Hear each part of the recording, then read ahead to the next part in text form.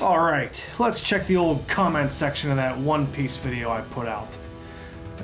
Enjoy the adventure, sunshine, welcome What? Welcome you That's... what? No, what? What is that? What is that? Ugh, really gonna call her again.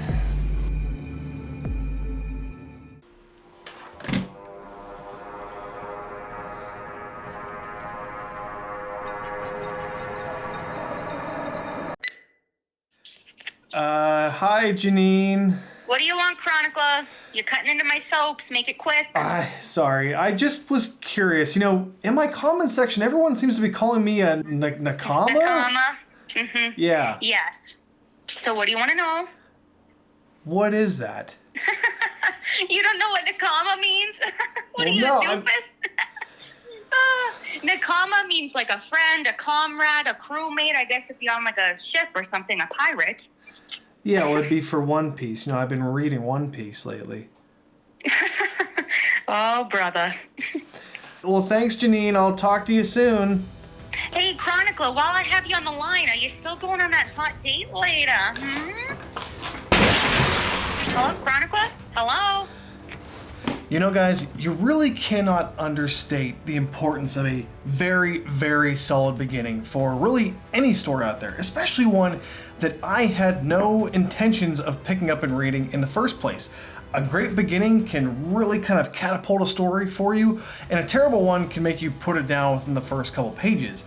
And man, picking up One Piece was the beginning of a really, really special adventure for me. And here, guys, I want to share the beginning of that adventure with you as I review tonight the first arc for One Piece, guys, and that is the Romance Dawn arc. There will be some spoilers in here, so please watch out for that, but I cannot wait to share my experience with you guys and give a grade for this beautiful, beautiful beginning. Let's get into it. Now, you'll first be struck by how amazingly wacky the art style is. The black and white, over-exaggerated nature of the characters and the setting is so much fun. I just couldn't get enough of Luffy and his huge fascination for pirates, especially the way he fawns over the very seemingly full of himself Captain Shanks. All while Shanks kind of sits at a bar and coolly boasts over his many swashbuckling pirate adventures. Now guys, just from the beginning, you instantly understand the point of the story. You know, okay, Luffy is this kid that looks up to and admires this guy, Captain Shanks. He wants to be him someday, just like so many of us look up to someone when we're younger too. And it's so easy to identify with, and the entire setting and feel of the small town gathering around their big time hero is just weirdly relatable in a way. Now, not too long into the book, Luffy's community is attacked by a pirate gang led by a guy who looks like he's constantly on the verge of sleep. And here, guys, is really cool because we get our first little subversion from Ichiro Oda in the story. As this gang kind of ransacks the inn that Luffy and Shanks and the rest of them are at, Shanks is just kind of made to look like a fool for doing nothing about it. And in this moment in the story, the air of coolness that is kind of around Shanks disappears for a moment, and then we as the audience and Luffy are left stunned that this badass pirate that Luffy looks up to didn't do a single thing about being made to look like an idiot. And it's from this moment in the story that Luffy kind of learns the whole never meet your heroes lesson, and then takes it on himself actually to become the pirate that he sees Shanks as. And it's part of what makes this story so much fun. You know, Luffy is determined to make his dreams a reality. That's the thing about him that's so, like, infectious when you read. I'm sure when you watch the anime it also comes across, but this character is going to achieve what he puts his mind to, and he's going to do it on the back of pure passion. It's really inspiring, you know, in a world where fictional characters are kind of rarely inspiring these days. But you get another nice surprise from here though, guys, when Shanks has a bit of a redeeming moment when the gang returns and him along with Luffy and the rest of his gang defeat the invading pirates. And ultimately Shanks ends up kind of reversing the character arc that you thought he had in a twist and saves Luffy's life, ultimately becoming the leader that Luffy always wanted to model himself after. Shanks then sets off into the sunset for what I'm assuming will be a very interesting reunion years on into the story, and so we too set sail into the tale of One Piece. As we kind of get into the true beginning of Romance Dawn, we see Luffy when he's older now, and at this point he's got his powers from eating the Gum Gum Devil Fruit. He's going around punching both people and horrible beasts alike, Mr. Fantastic style, and doing it all with a smile on his face as he navigates the high seas, all on his way to becoming the Pirate King. But first though, guys, he's gonna need a loyal crew. On the way to assembling this crew, Luffy comes across some of the most insane, the wackiest, most out there characters I've ever witnessed in, reading or television, whatever have you. The cast of characters in this story is truly just wild in the best, most fun way. First, we have his sidekick, who for some reason always reminded me of Butters from South Park, the ever unsure of himself Koby, who's this kind of pathetic errand boy for the absolutely ginormous pirate captain Iron Mace Alvida. And it was so funny kind of seeing Koby's over-the-top dramatics mesh with Luffy's could give a crap less attitude.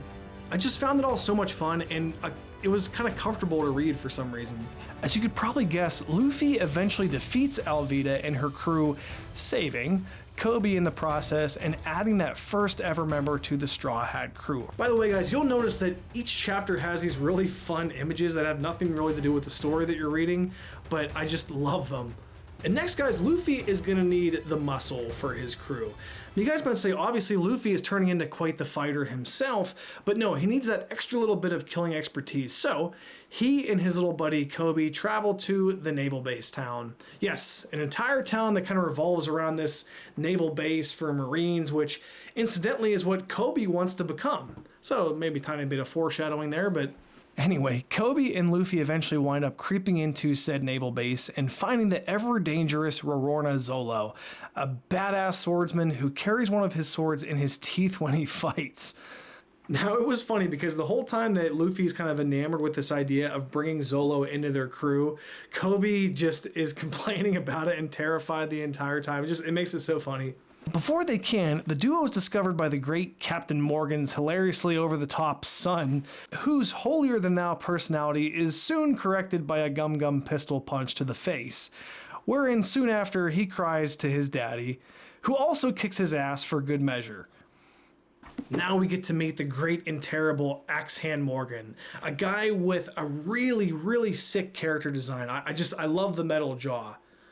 And the axe hand part is okay too. What precedes is a very, very cool fight between Luffy, Axe Hand Morgan, the Marines, and Zolo, which is just a ton of fun to read. And just for good measure, guys, I have to point out the artwork here too. Ichiro Oda's style is so infectiously fun and a delight for the eyes. It's like just eye candy. It's just, yeah, just look at it. It just makes me smile for some reason.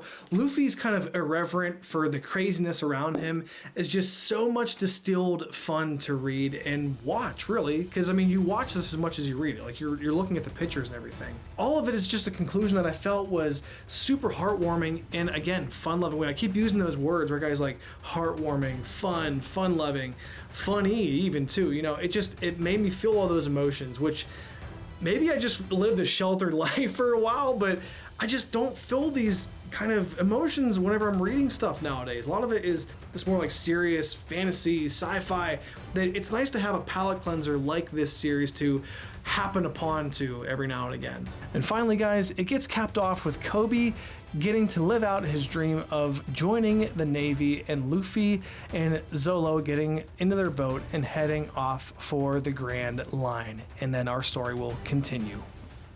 And so ends, guys, the Romance Dawn arc. Wow, what a beginning. I just loved it, sincerely. There's just a feeling I get from One Piece that I rarely get anymore. It's a strange feeling of being at home, you know, comfortable. The story just feels like a warm embrace from a good friend. You know, if you guys couldn't tell from this like review slash commentary, I've been trying to describe the most undescribable things. You know, the story just came around at the right time for me. I was kind of lost just browsing Walmart with my fiance with no pre-plan to even pick this up, and just that nudge hits me, like, and lo and behold, here we are. You know, it's become a very important piece of fiction in my life lately, and I'm eternally grateful for it and for the One Piece fandom that seems to have appreciated my take on the series. Now, I love that I was able to connect with you guys. Honestly, it means a lot to me.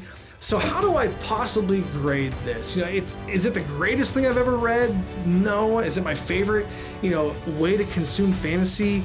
Also no. But am I able to put a number grade on something that had such a seismic impact on my life lately? Yeah, I'm able to, and I'll just be straight up, guys. Romance Dawn gets a solid 10 out of 10 for me, and this is, if you follow my channel, this is rare. I do not really do this very often. Books very often kind of fall on that 7 out of 10, 8 out of 10 range, so even like 9s and 10s are quite unusual for me, I'll say. It's fun, it's happy, it's optimistic, it's beautiful. Just pick this story up, go give it a shot. Hopefully I sold it well to you guys, and I just can't wait to talk to you guys about the Orange Town arc in my next review for the series. So guys, please look forward to that.